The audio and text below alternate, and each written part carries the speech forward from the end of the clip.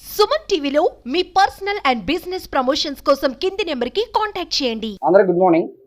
So మనకి ఈ GDCC bank సంబంధించిన లోన్ ఫేక్ లోన్ సంబంధించిన ఇష్యూస్ మన గుంటూరు డిస్ట్రిక్ట్లో ఎస్ట్వైల్ గుంటూరు డిస్ట్రిక్ట్లో కూడా కొన్ని రోజులుగా ఆల్మోస్ట్ లాస్ట్ ఒక 15-20 ఇయర్స్గా కూడా వన్ ఆర్ అదర్వైజ్ వస్తుంటాయి పోతుంటాయి.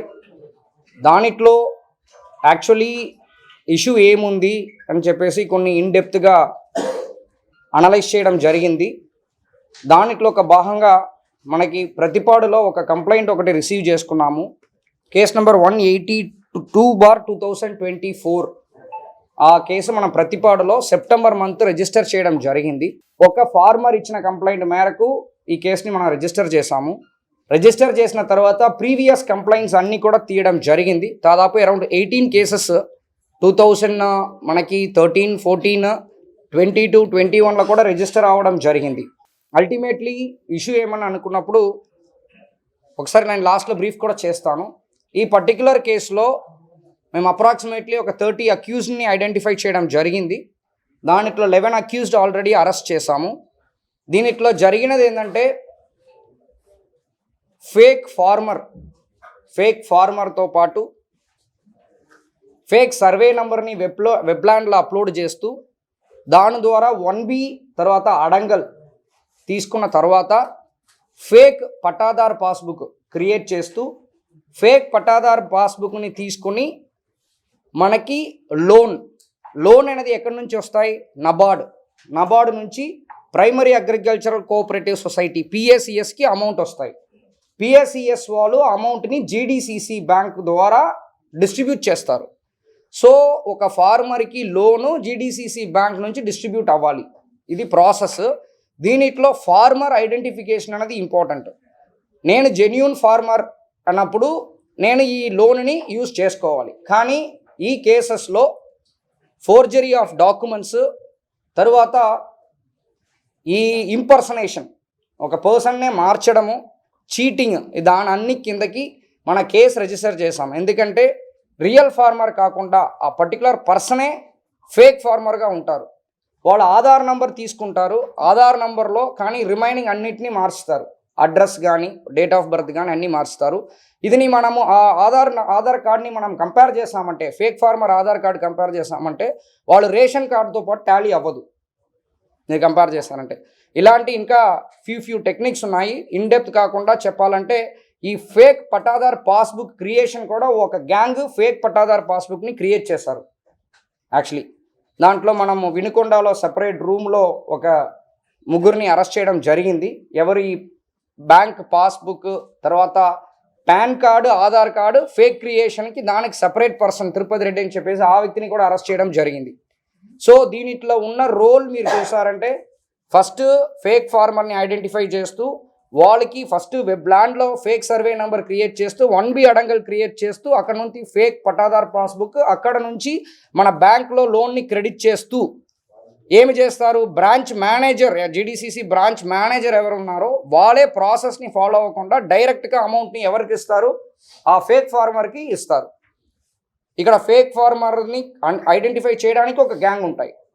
సో ఆ గ్యాంగ్కి amount 80% ex branch manager cum primary agricultural cooperative సొసైటీలో ఎవరు CEO లేకపోతే అదర్ డిజిగ్నేషన్ ఉన్నారో వాళ్ళకి అందరికి కలిపి, అంటే బ్యాంక్ మేనేజర్ PACS కలిపి అప్రాక్సిమేట్లీ ఒక 20% చెప్పి డిసైడ్ చేసుకొని ఈ అమౌంట్ని డిస్ట్రిబ్యూట్ చేస్తారు.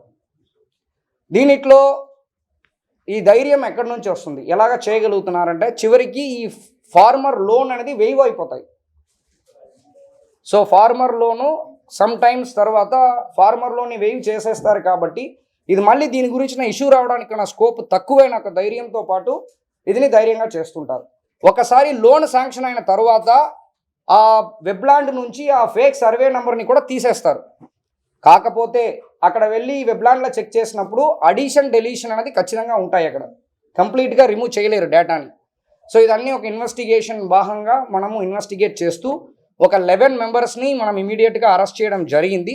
సో ఇది ప్రాసెస్ అన్నమాట. ఓకే, సో ఈ పర్టికులర్ కేసులో మనకి మెయిన్గా బోలినెడ్డి రవికుమార్ అని చెప్పేసి ఈ వ్యక్తి X branch manager GDCC bank limited, సొంత ఊరు బృందం అపార్ట్మెంట్ నల్లపాడు లిమిట్స్లో ఉన్నాడు. తర్వాత సోమెలిపల్లి నాగరాజ్ ఈ వ్యక్తి కూడా గతంలో ఇన్ఛార్జ్ సెక్రటరీ, పిఏసిఎస్కి ఇన్ఛార్జ్ సెక్రటరీగా ఉండేవాడు. సో ఇప్పుడు ప్రైవేట్ కంపెనీలో క్లర్క్గా పనిచేస్తున్నారు. అదేవిధంగా దీంట్లో ఒక తెలుగు లెక్చరర్ ఉన్నారు. ఈ వ్యక్తియే ఫేక్ పట్టాదార్ పాస్బుక్ క్రియేటర్లో హీస్ అన్ ఎక్స్పర్ట్. సో ఈ వ్యక్తి పేరు రామ ఆంజనేయులు. యాక్చువల్లీ వీళ్ళు కూడా వినుకుంటా టౌనే. సో ఇది కాకుండా ఈ Aadhaar card, PAN card create చేయడం, ఫేక్గా క్రియేట్ చేయడంలో తిరుపతి రెడ్డి, ఆవుల తిరుపతి రెడ్డి అని చెప్పేసి వీరు కూడా ఆర్టీసీ కాలనీ గుంటూరు చెందిన వ్యక్తి. ఈ వ్యక్తి గతంలో కూడా ఓల్డ్ గుంటూరులో ఈ ఫేక్ ఆధార్ కార్డు క్రియేట్ చేయడంలో ఈ వ్యక్తి ఆల్రెడీ ఒకసారి అరెస్ట్ అవ్వడం జరిగింది. దీనిట్లో ఈ త్రివీధి యోగయ్య అని చెప్పేసి ఇది ఫేక్ నంబర్, ఈ ఐబీ అడంగల్లో ఫేక్ సర్వే నంబర్ క్రియేట్ చేయడము, దానితో పాటు ఈ తెలుగు లెక్చర్తో పాటు ఫేక్ పాస్బుక్ క్రియేట్ చేయడంలో ఈ యోగయ్య, త్రివీధి యోగయ్య, ఈ రామాంజనేయులు ఇతరు కూడా కాంబినేషన్ అన్నమాట. వీళ్ళిద్దరు గతంలో కూడా అరెస్ట్ అయ్యారు యాక్చువల్లీ కేసులో. రిమైనింగ్ అందరికి కూడా వేరు అరెస్ట్ కానీ అక్యూస్ లిస్ట్లో కానీ ఏమి లేదు, ఎందుకంటే వెలుగుకి రావట్లేదు. మనం ఇప్పుడు ఇన్వెస్టిగేషన్లో తీసుకొని వచ్చాము. మీకు ప్రెస్ నోట్ కూడా మీకు సప్లై చేస్తాము. That's all from my side. So ఇది ఏంటంటే ఇది సెప్టెంబర్ ముందే మనకు ఐడియా ఉంది. దీంట్లో సిఐ ప్రతిపాడు శ్రీనివాస్ ఆల్రెడీ పల్నాడులో పనిచేసినప్పుడు ఇలాంటి కొన్ని బేసిక్ కేసెస్, అంటే మీకు ఐడియా రావాలంటే మనకి జీడీసీసీ బ్రాంచ్, మనకి ప్రతిపాడు బ్రాంచ్ కిందకి 7 పిఎస్ఈస్ వస్తాయి. దాంట్లో చిన్న కొండ్రుపాడు పిఎస్ఈఎస్ సంబంధించిన ఒక కేసు మనం డిస్కస్ చేస్తున్నాం. ఈ కేసు ఇది only starting. Okay, this is not the end, this is not the middle also, ఇది జస్ట్ స్టార్టింగ్ అంతే. ఎందుకంటే ఎందుకు ఇంత త్వరగా మనం ఇది వెలుగుకి తీసుకొని రావాలని అనుకున్నామంటే ఫ్యూచర్లో ఇది ఎవరు చేస్తున్నారో, బికాస్ ఇది ఆల్మోస్ట్ మనకున్న ఇనిషియల్ ఇన్పుట్ ప్రకారం 54 ఫేక్ లోన్స్తో పాటు ఈవెన్ 5 కోట్ల వరకు మోసం చేసినట్టు మనకి ఇన్పుట్ ఉంది. ఓకే, సో దీనివల్ల జెన్యూన్ ఫార్మర్స్ కోల్పోతున్నారు, గవర్నమెంట్ ఇస్తున్న ఫండ్ మిస్అప్రాప్రియేట్ అవుతుంది అనేది ఇది మెయిన్. కనీసము ఇలాంటి దీనిట్లో ఇన్వాల్వ్ అవుతున్న వాళ్ళు, అది జీడీసీసీ బ్యాంక్ తరపు నుంచి ఉండొచ్చు, లేకపోతే ప్రైమరీ అగ్రికల్చరల్ కోఆపరేటివ్ సొసైటీ తరపు నుంచి ఉండొచ్చు, వాళ్ళందరికీ కూడా. అది కాకుండా ఎవరు ప్రైవేట్గా ఇలాంటి అమౌంట్ని డైవర్ట్ చేస్తున్నారో వాళ్ళు, ఎవరు ఆధార్ కార్డు, పాన్ కార్డు ఫేక్గా క్రియేట్ చేస్తున్నారో వాళ్ళు, ఎవరు ఫేక్ పట్టాదార్ పాస్బుక్ ఫేక్గా క్రియేట్ చేస్తున్నారో వాళ్ళు అందరికీ కూడా ఇది ఒక వార్నింగ్. ఖచ్చితంగా పోలీస్ యాక్షన్ నుంచి కానీ గవర్నమెంట్ ఇది స్పెసిఫిక్గా ఇంట్రెస్ట్ తీసుకుంటుంది కాబట్టి ఎవరు కూడా చట్టాల నుంచి ఎస్కేప్ అవ్వడానికి నా స్కోప్ లేదు.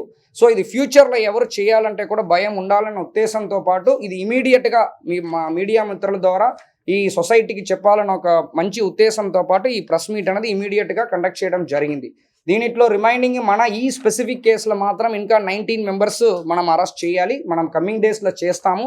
అదేవిధంగా వీళ్ళు 19 మెంబర్స్ అయినా ఇంకా వెనక ఎవరైనా ఉన్నారన్నది కూడా మేము ఇన్వెస్టిగేట్ చేస్తాం, because it is not a simple case, మీకు అందరికీ తెలుసు. సో ఇది కూడా వితిన్ 3 months చేయడం అనేది కూడా ఆల్రెడీ సిఐ ప్రతిపాడు, ఇది ఒక ఎస్ఐ కాకమ్మను, తర్వాత ఎస్ఐ పెద్దనందిపాడు, వీళ్ళందరూ ఒక టీమ్గా ఎస్డిపిఓ సౌత్ కొన్ని ఇంట్రెస్ట్ చూపించి ఇది సపరేట్ టీమ్ ఫామ్ చేసుకొని ఆల్మోస్ట్ 65-70 డేస్గా మేము వర్కౌట్ చేస్తున్నాము. దాన్ని వర్క్ చేసాం కాబట్టి ఈ రోజుకి ఈ షేప్గా వచ్చింది యాక్చువల్లీ. సో ఇది మేము కొనసాగిస్తాము మన ఐజీ సార్, డీజీ సార్ సపోర్ట్తో పాటు. ఇది ఫర్దర్గా ఇంకా రిమైనింగ్ వాళ్ళని కూడా త్వరగా అరెస్ట్ చేస్తాము.